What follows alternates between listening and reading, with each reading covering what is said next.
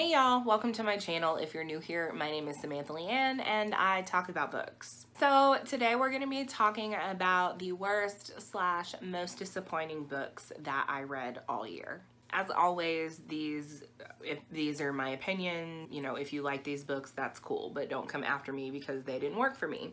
These books are in no particular order, and most of these books have been unhauled, so you'll have graphics of the covers and stuff on the screen. Let's just jump right into this. So the first book that I'm going to talk about, and this was honestly probably like tops for the worst book that I read all year, and that's Tampa by Alyssa Nutting. I picked this one up for Contemporary-a-thon because, you know, like dark, taboo, whatever.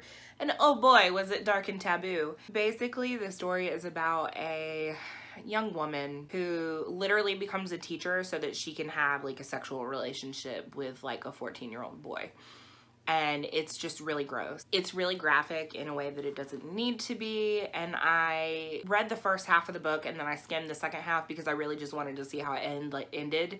Like I wanted to see if she got what she deserved, and turns out there was really no point to the book. Like, I don't know if it was supposed to, like, if she was trying to make it like some kind of commentary on like, would you feel differently if it was a woman instead of a man, but I mean, to be quite honest with you, no. Like, it's gross no matter what gender they are, and I don't know, I just thought that it was gross, over sexualized, and there was no point to it. So I gave it 1 star. I don't recommend anybody reading it. Like, and it was like, I read the reviews after the fact and they're like, oh, this book is brilliant. And I'm like, when do we read the same book? Once again, this type of thing is completely subjective, and yes, I understand that, but it was just like a graphic sexual relationship with a 14-year-old boy. Like, you literally got your teaching degree so that you could put yourself in a position to take advantage of these boys. Like, you're fucking nasty, all right? Like, that's it. So again, just no point to this book whatsoever, which is why it like tops the top. So it's gonna get better from here, y'all. Second book on my list is The Great and Secret Show by Clive Barker. I have a love-hate relationship with Clive Barker, to be completely honest. Like, I've read some real bangers from him, and then some of them have just been not good. And this is the most not good that I have read from him so far. Which is funny because there's other people that like I'm friends with that this is one of their favorites by him. I don't know, maybe it just went over my head. But you're talking about like a very abstract concept, and I just don't feel like he translated his concept very well into prose. And not only that, gratuitous sex for no reason. You know, Clive Barker has an obsession with sex. Like, this is a thing that he has acknowledged or whatever. An obsession with sex. It's not exactly an obsession, but like, he does write about it like very graphically. It's a thing. He is very interested in like human sexuality, which is fine. But again, there were just moments where it was like, what am I reading? What am I reading? I annotated that one, and it was one of the first books that I read this year. And I annotated part of it, and I ended up giving up because I was just like, what? So because of that, and I couldn't really connect with what was happening, I couldn't really connect with the characters, I just didn't like it. However, it is a book that I do want to reread at some point because, again, I feel like maybe it just wasn't the right time for me to read it. I don't really know, but I wasn't a huge fan. So, next book on the list is A Dark Matter by Peter Straub, and I read this book for my lowest rated books on my TBR video. I'll link that up above if you want to watch it. I got a little ranty in that video, but this is a book that I read and immediately went, what the fuck did I just read? Actually, much like The Great and Secret Show. However, I think that I hated the characters in A Dark Matter much more than in A Great and Secret Show. Because in A Dark Matter, I don't know, I never connected with a single character. I didn't like any of the characters. They all had stupid nicknames that pissed me off, like, which is totally irrational. I'm very well aware of this, but I don't know. I finished the book not really caring about anything that happened or any of the characters or anything at all. I didn't like it. I didn't have a problem with the writing. The writing was fine. I had a problem with pretty much everything else. I talk about it a little bit more in detail in the video that I previously mentioned, so if you're really interested in me ranting about it some more, you can go watch that. But that's all I'm going to say about that. So the next book on the list is The Chalk Man by C.J. Tudor. I unhauled this book with a quickness, okay? And it's funny because I keep seeing this pop up on like best of lists, and it makes me laugh. I thought that book was pretty much trash. It was blurbed by Stephen King, you know, which is great. Love me some Stephen King. We all know this. So the whole plot of the story is you have this group of friends as children, and they leave like little chalk figures to like communicate with each other, and they're like different colors for different people and that kind of thing. And that's how they communicate. One day somebody goes missing or somebody dies. I'm gonna be honest, that's how much I remember. Something happens with somebody, and then we fast forward so many years later to when they're adults and yeah. So let me tell you one of the reasons that I didn't like it. So first of all, it is 100% okay to take inspiration from, say, one of your favorite writers. Say one of your favorite writers happens to be Stephen King, and you want to tell a coming-of-age story very much in the vein of it, except you don't accomplish anything. Like, you don't accomplish a coming-of-age story. You accomplish some trash by just, like, ripping off some key plot points and that kind of thing. So like, for example, you have a group of children, a group of boys with one female character who also has red hair. There's a rock fight by the river. There's also a scene at a funeral that is very much like Pet Sematary. And then literally at one point, the author actually uses the term deadlights, which if you've read it, you know that that's where that comes from, which caused me to like screech and throw the book. I'm 100% okay with authors like taking inspiration from their favorite authors. There's nothing wrong with that.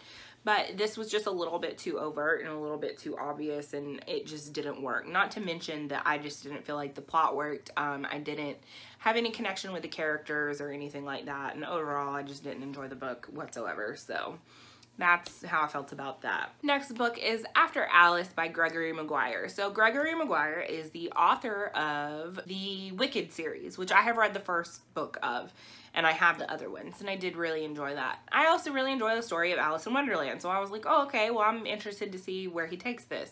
He literally took it nowhere. So the way that he chose to write it, it was very clear that he tried to like almost copy the writing style of Lewis Carroll, which doesn't work. Just because, first of all, it's Lewis Carroll, and just that style of writing is very dry in general, so it didn't work. But also, the biggest thing is nothing happened. Literally nothing happened in that book. It was not good. I wanted to DNF it several times, to be completely honest, but I'm a completionist, and I can't make myself DNF stuff. And also, it was so short that I just went ahead and finished it anyway. Plus, it was a buddy read with a friend of mine. So, yeah, the ratings on it aren't very good. I don't know what I was expecting, but if you were considering reading it, I would just say skip it. It's not worth it. So the next book on the list is Then She Was Gone by Lisa Jewell. Okay, so this is, you know, like your standard thriller, missing girl with her mother searching for closure, like that kind of deal. I was pretty bored throughout the majority of this book, and there was pretty heavy, obvious foreshadowing through most of it, which is pretty standard for thrillers. Like, I get that. But, like, I really wasn't invested in the events that happened or the characters at all, honestly. It's told in a very non-linear way, so you're, like, jumping around to different POVs, and, you know, because you're jumping around, like, you can't really get invested in any one thing that's happening because you're constantly being moved around. And so it's very jarring, and I couldn't really connect with anything because of it. This is one of those books where she told us what happened rather than showed us. Like, there was a lot of telling, which I generally don't love in books. And then on top of that, there were like some things that happened and like some disturbing things that went on, and it's just like glazed over, like nothing. Like, this was a really terrible thing that happened to this person, but we're not going to talk about it in depth. Like, it's just a thing that happened. Let's move on. And I don't know, I didn't care for that very much. So, you know, for those reasons, I just didn't really like it. I didn't connect with it, so I ended up unhauling it shortly after I read it. But so I read You by Carolyn Kepnes, and everybody loves this book. I don't think that I've actually like talked to a person that didn't enjoy it. I unfortunately was one of the people that didn't enjoy it. So first of all, it did its job being creepy. Joe is like an absolute psychopath who inserted himself into the life of this young woman because like he just felt like he was in love with her. And to be fair, the way that Kepnes writes, oh, what is her name? I don't even remember her name. The other girl, the way that she writes her, like, first of all, she's in just as much of an asshat as he is. Like, you don't like either of those characters, but the way that she tried to write the girl was to make you, like, more sympathetic to Joe. And I personally just equally hated both of them. And it was one of those things, too, where it was like, is she terrible because he's crazy? Or is she actually terrible? You know what I mean? Like, there's kind of that line, and so, like, I couldn't really tell if she was actually terrible. But, I mean, the first book, while it wasn't, like, the most terrible thing that I've ever written, I was so disappointed because everybody had hyped it up, like, oh my god, you're gonna love this, because it seemed like it'd be something right up my alley, and I just did not care for it all that much. So I had bought the book, like the duology together. And so even though I was disappointed by you, I was like, well, I have Hidden Bodies, so I may as well just read it. And that was a terrible decision because Hidden Bodies is even worse than you. Like way, way worse. So Hidden Bodies basically picks up at the very end of you. Joe decides he's gonna start anew and he's gonna go to California because reasons. I don't even remember why. And so he ends up in California, and like every single character in this book is like this absolute stereotype, and everybody, so nobody felt real. Like, I hated every single fucking character in that book. Every single one.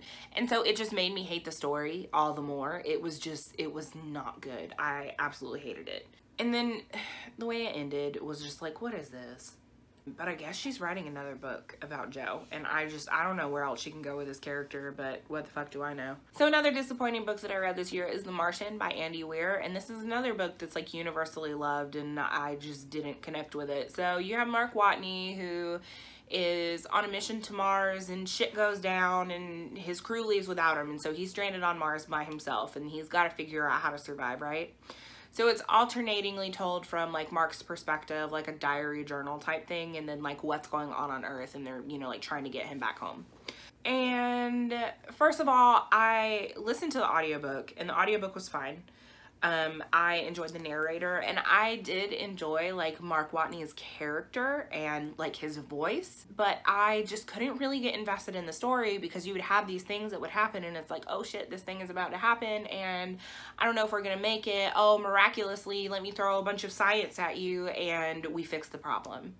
And it was just a cycle of that over and over and over. And I never really felt like Mark was in any serious danger. And so I couldn't really invest myself in what was happening, you know, or I didn't really feel suspense on whether or not he was going to make it back to Earth, which again sucked because I wanted to like it. And I think that the other thing too was just like science. There were these long passages of science, and I don't know, I just felt like it was unnecessary. The average person reading this is not gonna have a fucking clue what you're talking about anyway. And I don't even know if it's real science. So that was how I felt about that. And the last book that I'm gonna talk about is Triangles by Ellen Hopkins. So Ellen Hopkins showed her ass earlier this year about writing a book that she's got no business writing. I think I talked about that at length in my Contemporary-a-thon blog. I'll go ahead and link that up above if you so decide that you wanna watch that. I talk about that in detail in that book, in that vlog, But basically Triangles is about 3 different women that, like, 2 of them are sisters and one of them is just a really close friend, and each of them have, like, you know, things that are going on in their lives and whatever. You know, each of them are dealing with, like, some serious stuff. The thing that I had the biggest problem with in this book was the fact that one of the characters is, like, she is, you know, she's got everything. She's got great kids. She's got, you know, like a husband who really loves her, but she's just not fulfilled. And like, I understand that. That's a valid feeling. But then you want to talk about infidelity, and it almost felt like Ellen Hopkins was kind of explaining it away. And I didn't appreciate that as the married person. You know, it wasn't a I'm gonna sit down with my husband and, you know, have a conversation about how I'm not feeling fulfilled. It wasn't a, you know, let's do what we can to really like work on our marriage, or if I'm not getting what I need from you, like maybe we can have a conversation and I can go outside of our marriage, like in a more open marriage or anything. No, you were just, you know, it was just infidelity, like, you know, bored housewife shit. And I didn't like that. And there were a couple of other things in there that I really didn't like. But I ended up unhauling that, as I unhauled the rest of my Ellen Hopkins books because of the fact that she showed her ass. Yeah, it just, I thought that I was really gonna like it because I really liked her Crank trilogy. But this was her first like adult novel and it was not good. So that was the list of the worst / most disappointing books that I read this year. As always, like I said before, these are my opinions, so don't come for me because I'm allowed to have those. But I would be more than happy to have a conversation with you if you feel differently from me about it. So comment down below. Let me know what you thought about these books. Did you really love any of them? If you did, like, tell me why. I'm really, really interested. In no way am I saying that if you like these books, like, you have bad taste or something like that. They just didn't work for me. And that's okay. If you want to talk about it in the comments below, make sure that you keep it spoiler free for people that haven't read them yet. You can also reach out to me on Twitter, Goodreads, or Instagram. All of my links can be found in the down bar below. As always, if you like what you see and you want to see more, make sure you click thumbs up or hit subscribe if you have not already. Thank you guys so much for watching, and I will see you all next time. Bye.